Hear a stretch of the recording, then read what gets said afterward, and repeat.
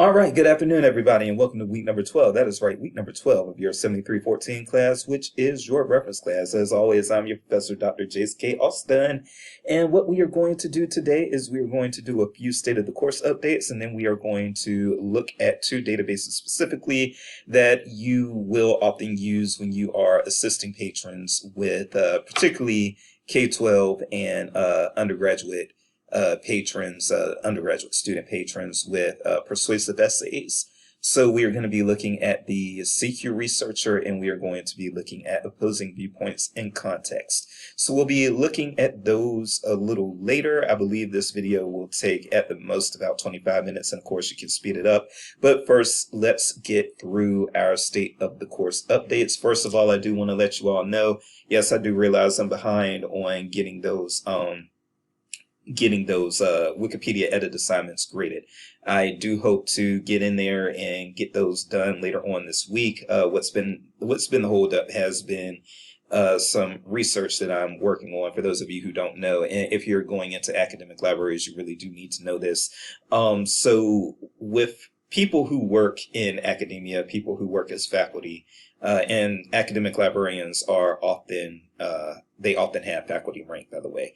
But certainly professors and anybody who's got faculty rank, we are evaluated on three prongs generally, and those prongs would be teaching, research, and that includes publications and presentations and any sort of intellectual contributions, scholarly contributions to the field dialogue. So that would be, again, the research component. And then there you are also evaluated on, to a lesser degree, on service, and that includes service to your community, service to your department, and service to your institution, and service to your profession. So having said that, yes, when I talk about I'm doing research, because I've had this on my evaluations before where people are like, well, I know he's writing a book, but the teaching is his job. Well, the book that I wrote was my job too. That was a book with research in it, and it was something that I had to put on my CV and on my Vita. I'm sorry, which is the system that the University of Missouri uses to track scholarly contributions. So yes, my job is part research and presentation and publication, as well as teaching. And so those things don't always mesh, especially when you are working with co-researchers, which I am for this research project. So I apologize for those delays, but please know that I'm working. Please know that I'm not just sitting at home not doing anything or something like that. I am actually working, and today I'm actually in the office. It was better for me to be in the office today, even though I'm rarely here. But I do come in when I can, and I come in and try to get some things done, get some work done while I'm here. But having said that, yes, I will. I've reached a point where I'm going to be submitting the research proposal to the IRB today, and so after that, I'm hoping I can get back into grading for this class and my other class. So that would explain why that delay is there, but keep doing your work. I am going to get to those Wikipedia edit assignments. And in the meantime, just keep working on your semester-long projects as well as your LibGuide assignments. And your LibGuides, again, are due on November 28th. So after we come back from Thanksgiving break, they will be due that following week, okay? So that is the main piece of the state of the course update. Let me make sure there's nothing else that I need to share at the moment. Oh, actually, there are a few other things that I need to mention in the state of the course update. You do actually have a discussion board that is due this week, so make sure you get into that. That's going to be discussion prompt number 6 here. That is going to be due on Sunday night. So again, this is discussion prompt number 6. It's going to be due Monday night, and it's dealing with reference sources. Go ahead and get that answered. I know that one of you worked ahead, and so you already had this answered at the end of October. But everybody else, go ahead and get this answered this week, because it will be due this Sunday. And make sure that you also respond to at least one classmate. And then finally, also, again, a reminder that our sync session for this week has been canceled. Dustin had something come up that is causing him to have to go out of town, so we will not have that sync session, okay? And so that is pretty much it for all the state of the course updates. If you have not worked on, if you have not started your LibGuide already, now is the time for you to start seriously. And if you are conflicted about whether your topic is acceptable, you can go ahead and email me, austinj@missouri.edu, anytime, any place in the town. I'll try to get back to you within 2 days and let you know whether or not your topic is workable or what you can do to improve your topic. So with that said, let's go ahead and look at these two resources that, again, I say that you can use in order to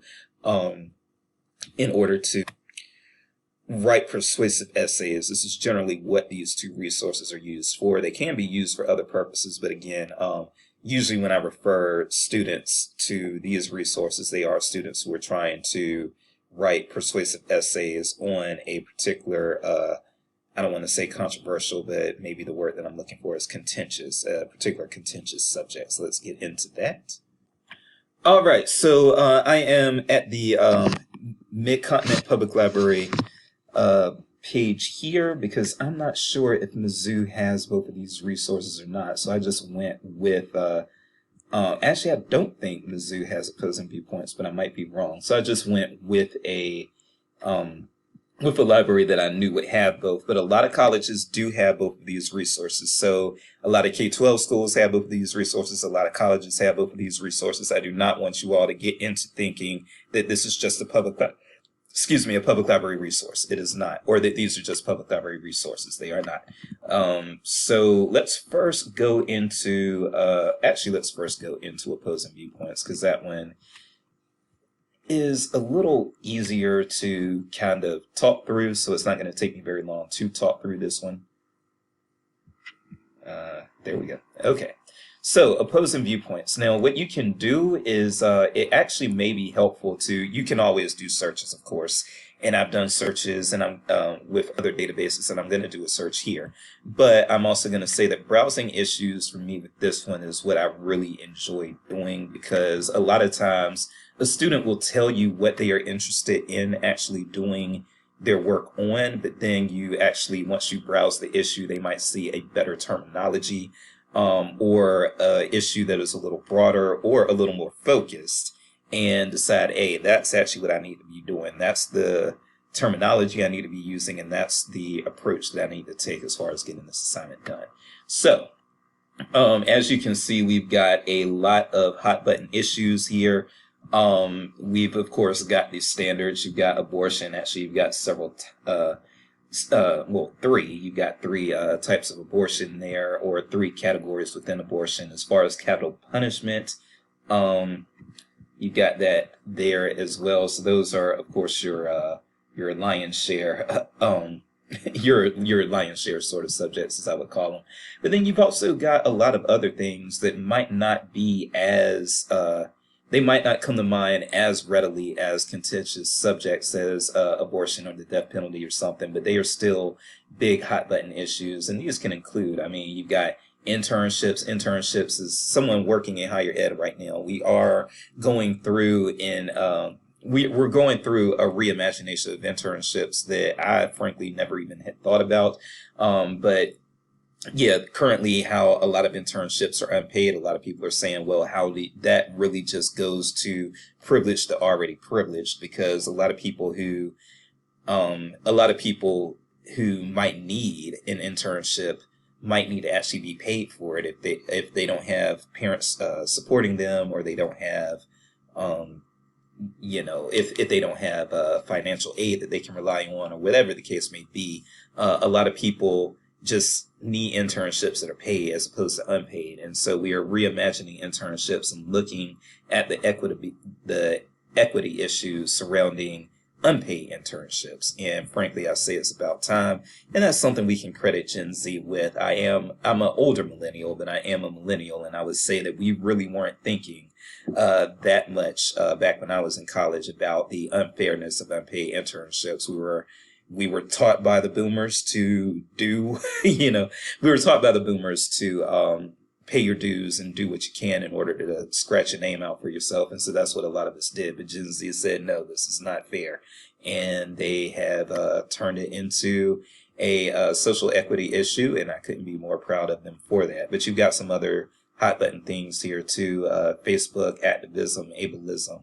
9/11, polygamy, all sorts of hot button issues. Okay. And so people who want to write persuasive essays, this is a good place for them to go because they will get both sides of the issue. So let's actually just take one of these, and I'll take one that's less contentious just so that I don't do anything, or so that I can minimize the likelihood that I'm going to make anybody uncomfortable. Let's go with food insecurity, because this one seems to be one that, of course, is contentious, but I think it's one that people get in their feelings about a lot less. So when you select an issue from Browse Issues, you're first brought to a landing page, and the landing page does give you an overview essay. So the overview essay can be pretty good, and you've got a let Sal number for the overview essay, as well as your typical buttons for if you want to email it, download it, print it, and so forth and so on.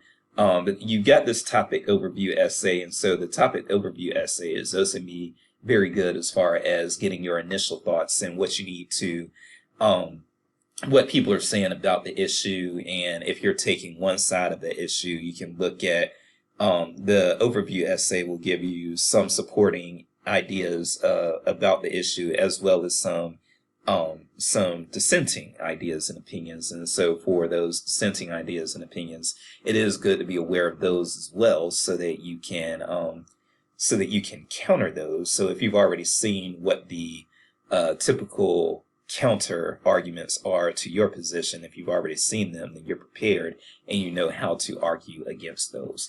After you skip past the overview essay, you will see all of these things, various categories for on this page. You got featured viewpoints, reference, infographics, stats, magazines, academic journals, news, all of these things. And these things can be used, again, to bolster your case, to beef up that bibliography, to you can find things that support your argument within here, and even things that do not support your argument but go against your particular argument. You can look at those things, and then you will be aware of how to counter those things. You can say, for instance, if you find a viewpoint essay, and we do have viewpoint essays here again, I'm just going to show. So if one of these viewpoint essays that you find actually goes against what you were trying to argue, you've got the opportunity at this point to read over that overview, that viewpoint essay that goes against your position, and you can take the time to actually gather your opinions and thoughts to counter that, and you can incorporate your counter into your debate or your persuasive essay or whatever you are doing. So again, once you will see all of these various categories, and what you can do from there is you can actually, if you want to, go into one. So if I wanted to look at these 274 viewpoint essays, I could actually select that, go in, scroll down, and you get some helpful information here, including, again, let Sal numbers. You see the type of essay it is, the year that it was produced, how many words long it is, and that sort of thing, where it's coming from even, and all of these things. And so this is very helpful. And what you can do, if you see one that you think you're going to like, you can just click it, and that full text for one of the good things about this database is that that full text is going to be right there for you. So as you can see, the full text is right there for me, and I can read over this, glean the information that I need, and go from there. And I can do this with the other situations. First of all, if you are looking at statistics and infographics and audio and video, these things can, like I mentioned before with some other databases, usually these things, if they appear in the database, they can actually be incorporated into a presentation without you having to worry about copyright and that sort of thing, so long as you credit your source. So that's another big deal, and something that I want you all to be aware of. And yes, if you are having to actually get like scholarly sources and that sort of thing, then you can go to academic journals, and you got 573 options there. And as you can see, again, you have got that whole full text there, so you don't have to use Journal Finder or anything like that to find those additional resources. And if I click this, one good thing that I've got here is you actually, because you will have students come in and they have to have scholarly resources, or they have to have peer-reviewed resources. And so you've got that right here. You can tell when you go into your academic journals whether they are peer-reviewed or not. As you can see, this checklist for peer-reviewed is popping up very frequently here. So these might mostly, if not all, be peer reviewed. Actually, I'm going to click this peer reviewed here and see if this goes down. It's at 573. Let's see if that goes down. No, so everything that popped up there was peer reviewed. Okay.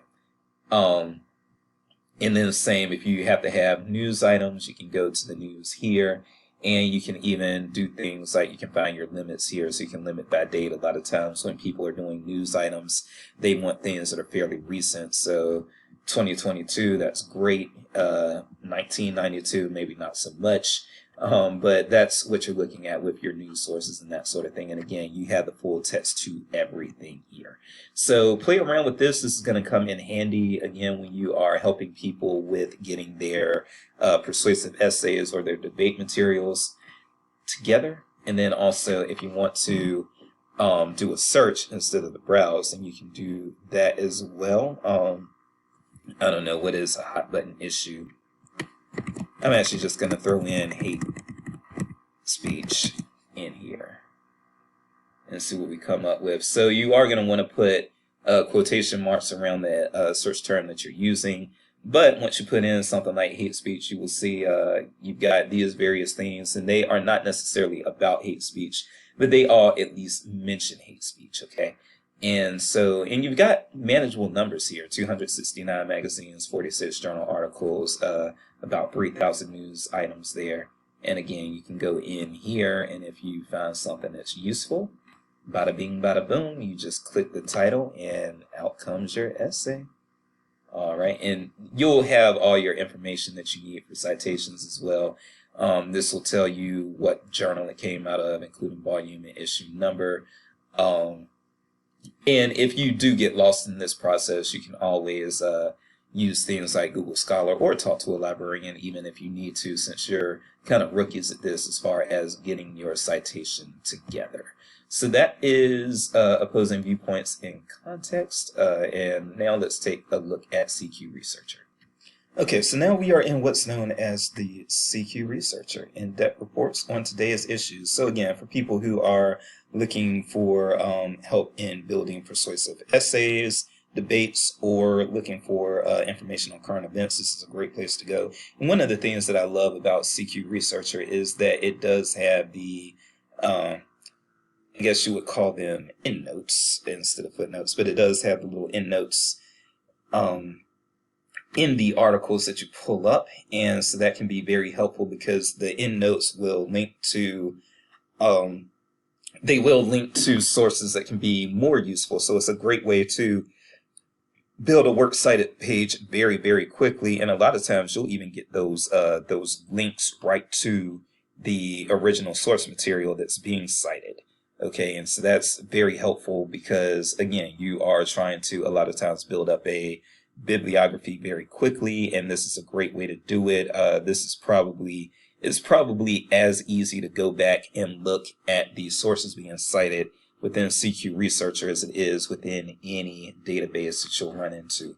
So you can browse topics, browse reports. You have the kind of pro-con thing going on here. Let's take a look at some of these options. First of all, as far as browsing topics, let's look at,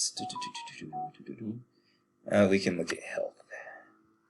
All right, so once you discover a topic, and then there are going to be reports within each topic, and so you can go to, let's do, actually we can go ahead, since it's such a big deal this year, the abortion, contraception, and reproductive issues, you can go into one of these, and as you can see, we've got the abortion post row here, and what you can do when you go into a report is you will get this, you'll get the full report basically. And so we've got the full report right here, and you've got an issue tracker sort of timeline going on. You get this introduction, and then you have kind of table of contents here. So you can skip to introduction, and that's just going to take you right there. But then you can go to something that's very useful like pro and con here, and select that. And then you can get these types of essays here. You've got a pro essay, and you've got a con essay going against. And this is the question that's going to be here. Will abortion be banned nationwide in the United States. Somebody who is in favor of abortion being banned, I guess, is on the pro side, and somebody who opposes it here is on the con side. But we will go back to full report here. And so if you don't select one of those options, then it'll just let you keep scrolling down and scrolling down and scrolling down. And this is what I'm talking about, as you can see here. Okay, so they're footnotes, not endnotes. I apologize. But you can go to footnotes, and then once you go to footnotes, so let's say you wanted to look at the source material that was used to create this citation here. You can actually select that, go to footnotes, and you can go to the 64th thing, which is actually going to scroll you back up here to the 63rd thing. And you got that link right there. So you can leave this database and go directly into what's being cited, and you can read over that, and you can get that citation there. And so you've got, this is helpful. Again, I'm in the full report right now. In the full report, as you scroll down, you can see that we're at Outlook. There's a pro and con. Yeah, we'll be after that. But if you want to concentrate on any of these specifically, instead of having to scroll through the whole report, because this is a lot to scroll down through, there's a lot going on there. Then again, what you can do is, if you want the chronology, then you can select that, and that'll take you right there, and you can focus specifically on that. So, and again, I'm going to go back. I believe with any of these kind of topics, if you got a short report, I'm not sure, but for any of these longer topics, abortion controversies, for instance, I believe that your pro-con sort of statements are going to be, so these can be very useful here, okay? And you'll always have this kind of question that you have the pro and the con going to, and you'll have the credentials of the people who are weighing in right there. In this case, we've got a doctor versus a lawyer, so yikes, yikes, yikes there. I would prefer probably to be on the doctor's side, but then again, you never really know. All right, and so if you wanted to browse, you could just go directly into Procon for your various reports. So if you wanted to do that, you come here, animal rights, and Procon questions, as you can see here. Can live dolphin exhibits help protect this intelligent species? We've got somebody who's pro live dolphin exhibits, and we got somebody who is con. So as you can see, this is again a great way to kind of access issues and build up your pro and con arguments for your persuasive papers and that sort of thing. So I would definitely recommend you also have CQ Researcher in your toolkit. Play around with this a little bit. I've never really created a profile or select or set up alerts or anything like that, but that probably won't be too difficult a thing to do as well. So, and again, with any, you can pull up that full report if you want, but the footnotes in this case is really what gets people going, because they see how quickly they can build a bibliography with this resource, and they're very excited about that. Okay, so that is what the CQ Researcher is for, and so these are going to be two of the things that you want to look at first when you are helping students with finding works for their persuasive papers or for debates, or if they are working on current events. So that is pretty much it there, and I don't think there is anything else to talk about. Again, I said I was going to keep this at 25 minutes, and I do hope you sped it up. So with that said, I am Dr. Jace, and we are over halfway through with this course, this semester, and I look forward to finishing it with you. Bye-bye.